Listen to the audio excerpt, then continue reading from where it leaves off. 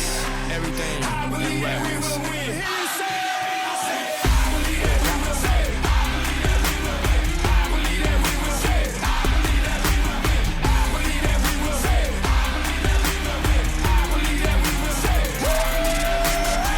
It's not how you fall, it's how you get back up. And what don't kill us make us stronger, boy. Bet that up. Take a swing at us, you better hit hard. Cause when we swing back, it's like, oh God. It's time to knuckle up and fight hard. Now let's all buckle up and fight hard. Que Dios bendiga a todas tus familias, mi amigos. De parte a Mandito, vamos a darle duro este video.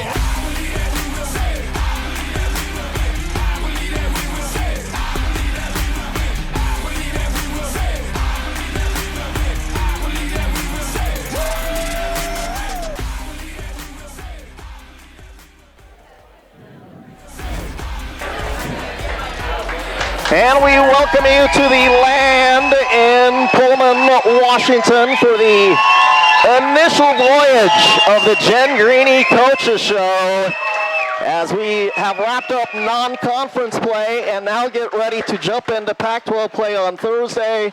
And what a time it is for Washington State University Volleyball, a program that is looking for its 8th consecutive trip into the NCAA tournament, a program that has knocked off 3 consecutive top 25 teams, a team that is now ranked itself 7th in the country. Jen Greeny, what a job it's been. How about this turnout at the land in Pullman for the initial voyage of the Jen Greeny Coaches Show? I can't believe it. So just kudos to all of you for being here. What a special time, like you mentioned, for Washington State volleyball. This team is fantastic. It's been a great week, and we're just going to continue that this Thursday night as well. All of those accomplishments, and yes, by the way, Thursday night we will be in newly renovated Bowler Gymnasium. We're going to talk about the renovations at Bowler. We will either directly or indirectly talk about those accomplishments that I talked about to start off the show, but let's talk about this last week and a half. It started off on Friday, September the 8th at Bowler Gymnasium, an electric Bowler Gymnasium. You take down BYU, you then go on the road, you beat Baylor, you beat Texas. Did have somebody say you didn't have to make it hard on us and lose the first set in all 3 of those, but you come back to win in 4 in all 3 of those. How big is that for your program to rattle off 3 top 25 wins like that?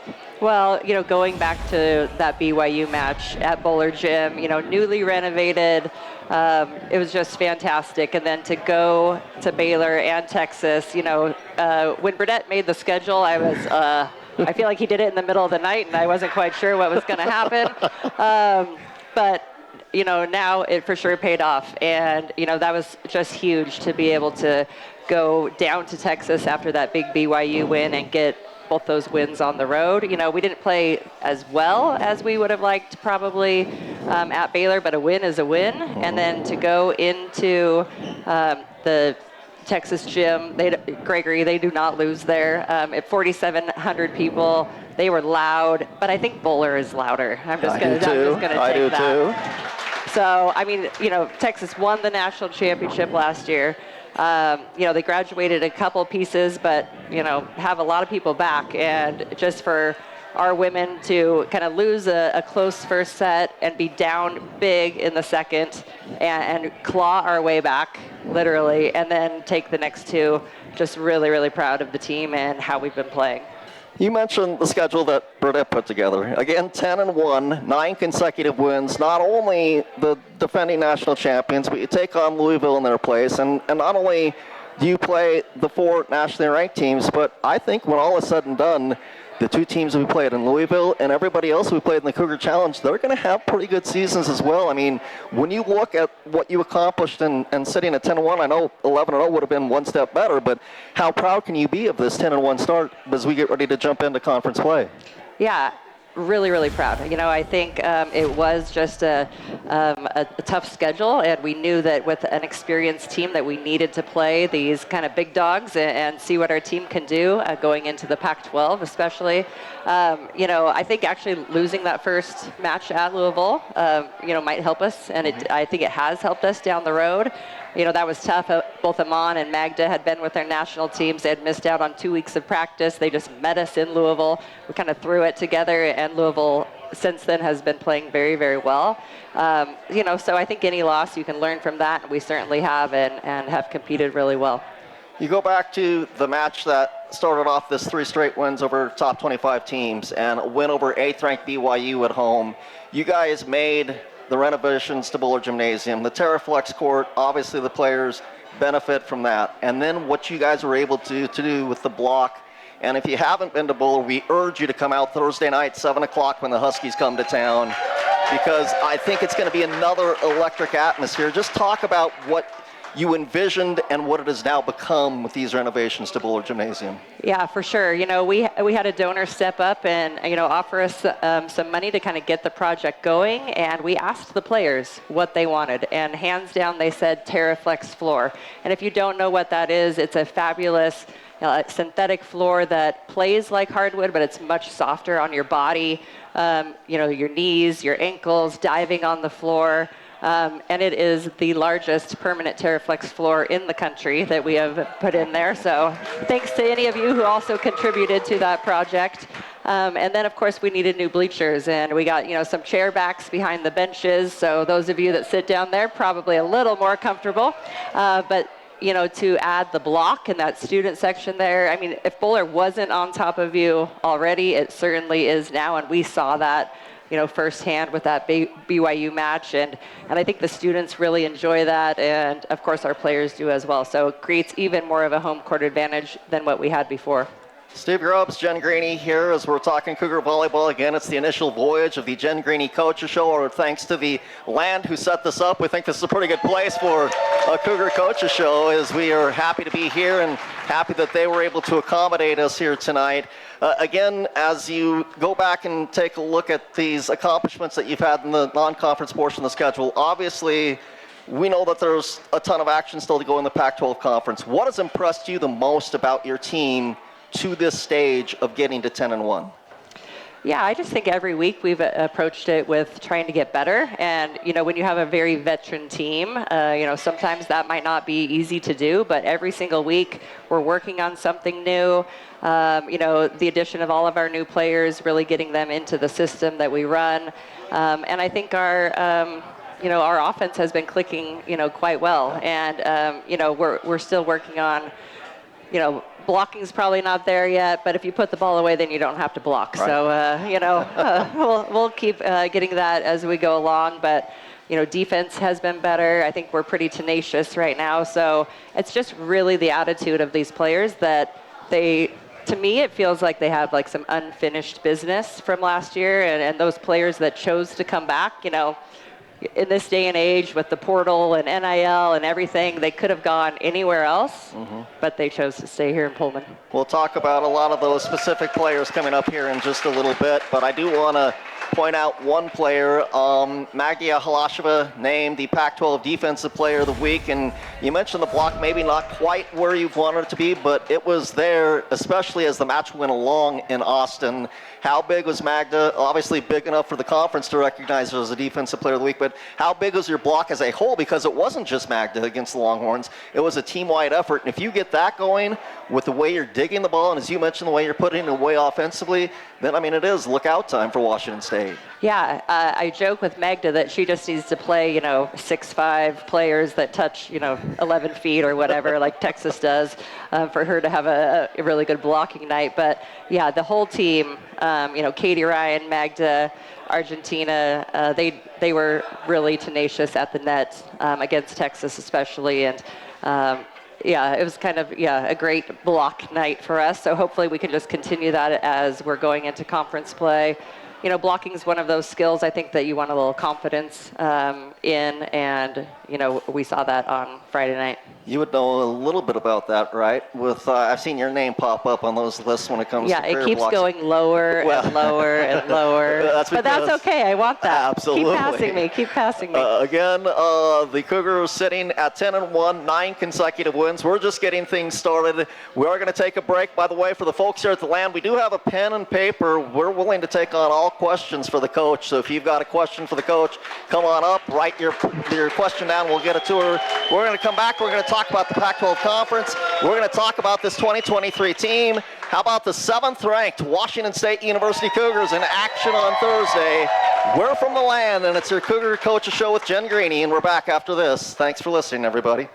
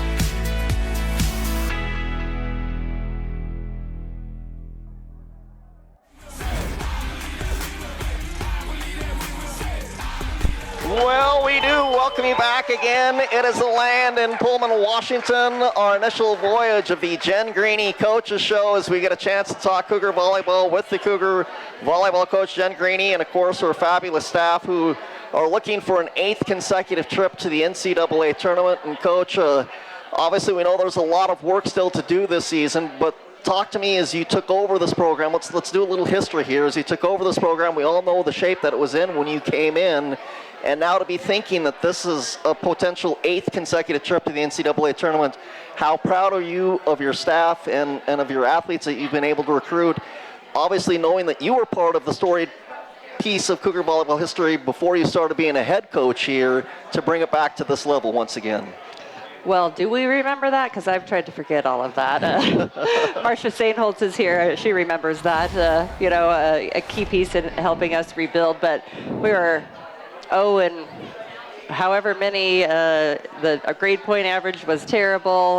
The culture needed to be revamped, and it seemed like it took about 6 years to really dig out of that. And, we got a little bit better every single year. And so that's what it was, just the staff and fans and student athletes just keeping at it and really believing in the vision that we had as a coaching staff. And now we've turned it around, and you hope that, once you get back to the NCAA tournament that you can keep that going, and we certainly have, and it's just been getting better and better every single year. What I think is so good about your team this season is that when I look for weaknesses, I find that I can't find any. That's not to say somebody's not going to have an off night, but I mean, you've got 2 fifth-year seniors playing on the outside as outside hitters that are capable of doing anything on any given night. You've got the all-time leader in blocks history at Washington State, and is creeping up the list as far as all-time blocks in conference history in Magda. You bring in Lana Radakovic, who has solidified the other spot, and you've got now depth at the middle blocker position, which you didn't have. Your right side hitter, Katie Ryan, might be the most consistent hitter you've had throughout the season.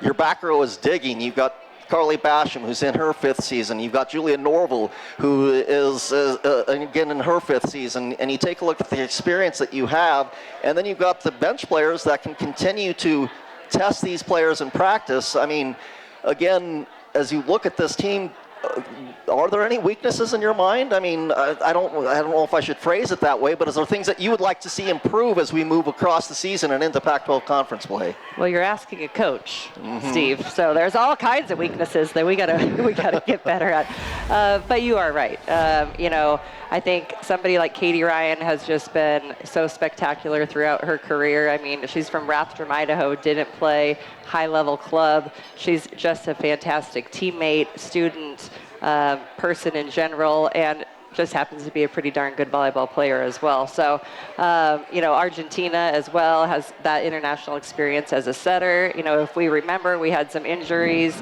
and she played outside hitter for us for a little bit. So a super athlete in Argentina. She's now been kind of running the show as a setter for 2 years. But you're right. I think we're very well-rounded. The addition of Amon and Lana has just been fabulous. They bring a lot to the table and that experience as well. So, but you are asking a coach. So, there's still a lot we can get better at, Steve. Well, that's you want to peak at the right time of the season, yes, and that's going to be coming down the road for Washington State University. I do get asked this a lot on the road when I talk to either people that are support staff or sports information directors or even PA announcers, especially when they're going over the pronunciations for our team. Why so many international players? I said, well, one, they're pretty good. But is it by design that you have so many international players, or is it just simply because they're good and you went out to find the right athletes to play at Washington State and in your program?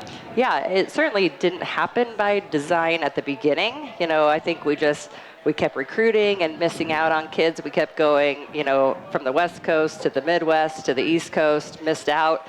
And then Burdette just kept going east. And you have to cross the water to do that. And it just ended up that, we started recruiting Pia and Magda and Veronica. And that's a pretty special group of 3 players. Magda comes in and is the AVCA National Freshman of the Year. So then the coaches woke up and thought, hey, maybe this international thing is going to work. Right. So, we have continued with that. It has worked out really well for us. I think they enjoy having other foreign student athletes on the team with them, and I kind of think women's basketball, has been doing some of the same, and they love Washington State. They love Pullman, family atmosphere. It's safe. Their parents know we're going to take care of them, and I say we, meaning all of you as well, and I know you guys do that, so thank you. So not by design initially, but definitely now. Let's get back to Magda. We mentioned Pac-12 Defensive Player of the Week. In the homestand that we completed before we went to Texas, she became the all-time leader in blocks in school history. She's up to 5th now all-time when it comes to Pac-12 history. You, as I mentioned, were a middle blocker at Washington State. You've seen over the last decade plus all of the middle blockers that have come through this conference. Just what makes her so special in being able to do what she's able to do and accomplish what she's been able to accomplish? Yeah, so I work as a middle blocker, just kind of knowing where that setter is going to set the ball. Also she could touch about 10-8, so that helps, and just really, really smart and aggressive blocking-wise. I tease her, though, that I got hurt halfway through my senior year, so she wouldn't have passed me quite as early as she did. She still would have, but, she's just great and just dominant at the net and really kind of has a sense for where that ball is going and getting across the net for sure. All right, let's talk about a couple of the newcomers to this year's team that you did get out of the transfer portal. I remember about, a little over a year ago, people were going, boy, this transfer portal thing might not work for Washington State because we happen to lose a setter. Well, it turns out we have a pretty good setter that's been here for a couple of years now for Washington State. And then, of course, you went out and you got Laurie Janssen, and she was fantastic for this club. Now, how about this season? And mention Amon and also Lana and what they've been able to do as players that you've gotten out of the transfer portal. Yeah, I'll say that we've kind of won the transfer portal I would battle. say too. You know, just what Laura did last year, and then the addition of both Lana and Amon this year. They're playing really well. Of course, we got Amon in January, so she was with us the entire spring. You know, Lana was on a quarter system, so she didn't even get to go to Europe with us and really just joined the team kind of, you know, in July. But great additions, and, you know, I think both of those players wanted to play for a program that was ready to take the next step and win and go as far as we can. And we have, you know, high goals this year to, you know, get further than we ever have before, and we need everybody in the gym to be able to do that. Meanwhile, your other outside hitter is, of course, a player that's moving up her own list when it comes to career kills, and she's now up to 6th on the all-time list in Pia Timmer, up in over 1,400 kills at Washington State. Again, with Pia, on any given night, she can be the best player on the court, and what I also love about Pia is just the tenacity that she brings, and sometimes, especially late in matches, she gets that look in the eye, and it's the eye of the tiger, and you're going, okay, something's going to happen, and she's going to rattle off about 3 or 4 kills here. Is that what you see out of her sometimes when you see her play and compete as well? Yeah, for sure. I kind of like that when we see the feisty German come out of her. You know, she's somebody that wants to win and wants the ball late in the match and can do whatever she can for her team. You know, sometimes being an outside hitter and not getting the best sets, or it's out of system, or whatever it is, but she's going to find a way to win and help her team however she can.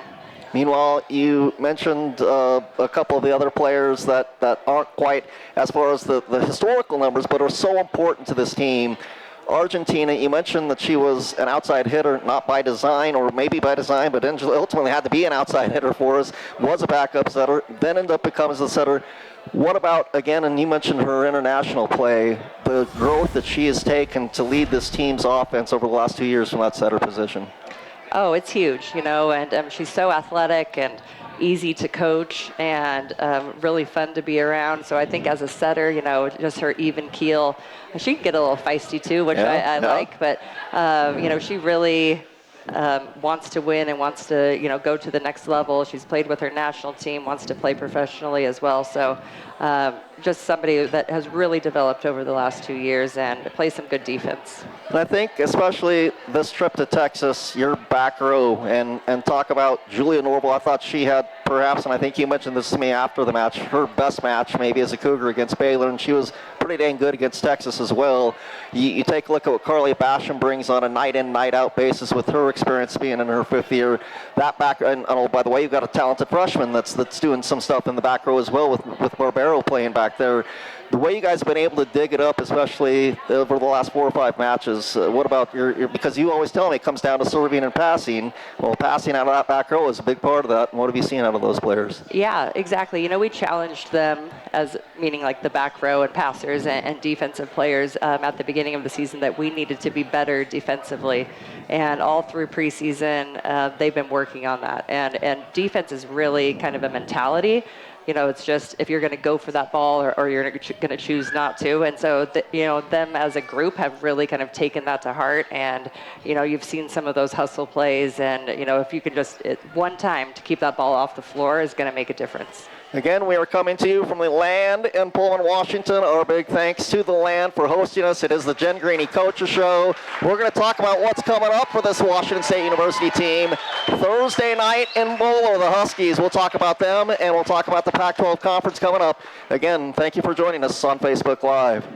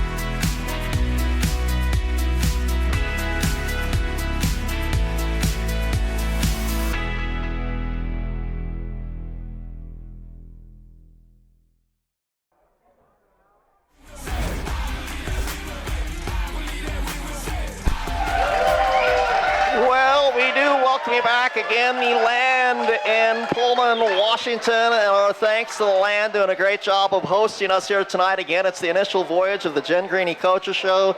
Coach, you having fun so far? Well, it is Taco Tuesday. It is Taco Tuesday. Come on, no better place to have a Jen Greeny Coaches Show besides Taco Tuesday. That's a good point. I've never turned down a Taco Tuesday. You ready for some questions? Yeah, me either. All right. We've got to, and if we want to come up and grab the pen and paper, you can ask your question to the coach as well. All right, here's the first one. People have seen you at times wear your cowboy boots when you're out and coaching. What are your favorite pair of boots? Oh, man, that's a tough one. I've got about, well, I did have about 6 or 7 pair, and then we went to Texas, and I came back with 2 more. So, you might see a new pair this Thursday. Okay. Thank you. I don't know. I think it's a tie between my brown ones that have the cougar head on them and my crimson ones that I bought down in Walla Walla. Okay. So it might be a tie, but it might be a new favorite on Thursday. Okay, absolutely. All right. What would you consider the biggest accomplishment of your career? Oh, man. I think probably sticking with it and rebuilding the program from what it was. It was not easy. And, it might be something like this, to be honest. Yeah? Everybody shows up. It's the first ever women's coaches show that we've had, so you never know. It might still be to come. Okay, I like that. All right, here's one from someone who just entered one in. How can we as fans best help ensure WSU volleyball remains elite throughout this year and into the future?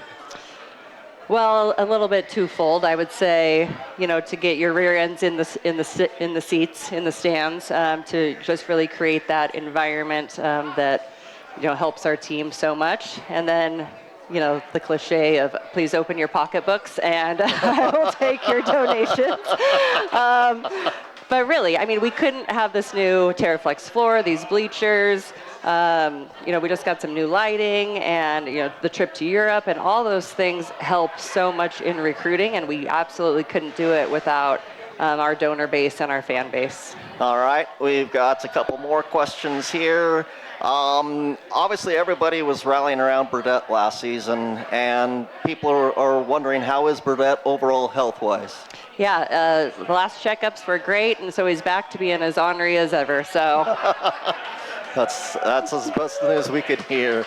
Why does Katie wear a brace when she is off the court? It's not a brace. So Katie, the amazing things that our athletic trainers have right now, the tools that they have, for Shannon and I as student athletes, we maybe got an ice bag or, a piece of tape or something.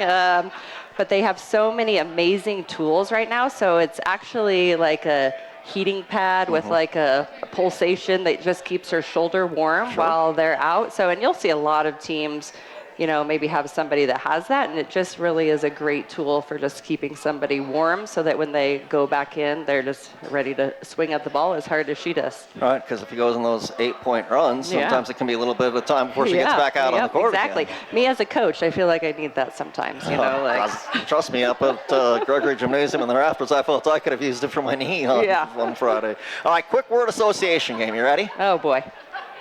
Winning. What comes to your mind with winning? All the time. All the time. Cougars. Pride. Culture. God, I need to be faster at this, don't I? Well, Culture. not necessarily. Club? Culture Club? Aren't they a great band? Yeah, they are. Sure. Depends on your style of music, but yeah, absolutely. All right, last one, Huskies. Probably the greatest rivalry that sadly might be coming to an end. So everybody needs to be out on Thursday night, and so we can go out with a bang. No doubt about that. Obviously, as you see here on Facebook, it says Cougs versus everybody. You guys are taking that to heart this season and inside the buildings in Pullman, aren't you? Again, I'm on the periphery, but it seems like, and we've seen it with Jake Dickert and the football team. We've seen it with Todd Schulenberger and the soccer team. And by the way, they're both at home this weekend as well. This is a huge weekend for Washington State sports. Cougars versus Huskies Thursday night at Bowler. Cougars versus Stanford, Lower Soccer Field Friday. Cougars and Oregon State. Another, by the way, now we're best members of the Pac-12 Conference on Saturday when it comes to football. But there is something there, isn't there? There's a chip on your guys' shoulder as you go into the season. Yeah, like we needed any excuse to make it any bigger. But it is, I think us as the volleyball program and Cougar fans and alumni, we're not very happy about this. I could say that we're leading the Big 12 right now because we just, you are the de facto Big 12 champions, 3-0. You are correct. Beat 3 Big 12 teams, and then we've got all this other nonsense going on. But, we're trying to keep our team as focused as possible. We don't have any control as far as the volleyball program over what happens. So we're just going to, stay the course and keep doing what we can, every single day that we're in practice and when we're out there. But, yeah, we've got a chip on our shoulder for sure. Last couple of things I've got for you. We're getting set to open up conference play. Obviously, the Pac-12 Conference, we know that this conference is always a beast when it comes to volleyball. We've got 3 teams in the top 10 now with Stanford, Oregon, Washington State, a bunch of teams receiving votes in the top 25. Your thoughts on the Pac-12, what you've seen out of their play in the non-conference and what you see going forward here in 2023 as a whole? Yeah, well, we have 5 brand new coaches in the Pac-12. None of them have ever been head coaches before, but they're doing a great job. And, I think we've seen teams like Cal and Arizona State who were picked to finish pretty low in the conference, to be undefeated or, only 1 loss. So I think it solidifies that the conference is going to be better than a lot of people thought it was going to be. And then, of course, you have Stanford and Oregon up in the ahead of us in the rankings as well. And then, of course, USC, UCLA are always tough, and anybody is tough. So, we just got to take one match at a time and see what we can do. Speaking of the next match, again, Thursday night, Huskies, say as little or as much as you want on the matchup. In case there are people watching, I don't want to give away any trade secrets, but your thoughts on the Huskies and the Pac-12 opener on Thursday? Yeah, they have a new coach. They graduated, quite a few people, but they're putting some pieces together. I think that preseason, it takes a new team some time. Of course, they're going to be ready to go any rivalry match. They're not exactly easy to scout right now because they've, mixed their lineup up so much. So we're going to, be ready for everything. Our coaching staff does a great job, Shannon and Corey especially, of putting a scouting report together. So we'll be ready to go. But, Thursday might be focusing a little bit on us and what we can do offensively and put pressure on them. 20 of these things in the conference, 10 are going to be here in Pullman. Let's pack Buller Gymnasium. Again, 7th-ranked team in the country. A team that's looking for their 8th consecutive trip to the NCAA tournament. A team that's just knocked off 3 top 25 teams. Come to Buller Thursday night, 7 o'clock. Pack the house as we get ready to beat the Huskies on Thursday. I want to thank the land. I want to thank you. Anything else that you want to impart before we sign off here? As we said, we're going to go for half an hour, and as usual, I'm going a little overboard here. I've told you many times in our post-game show I could talk to you for half an hour. Well, guess what? We've done it here tonight.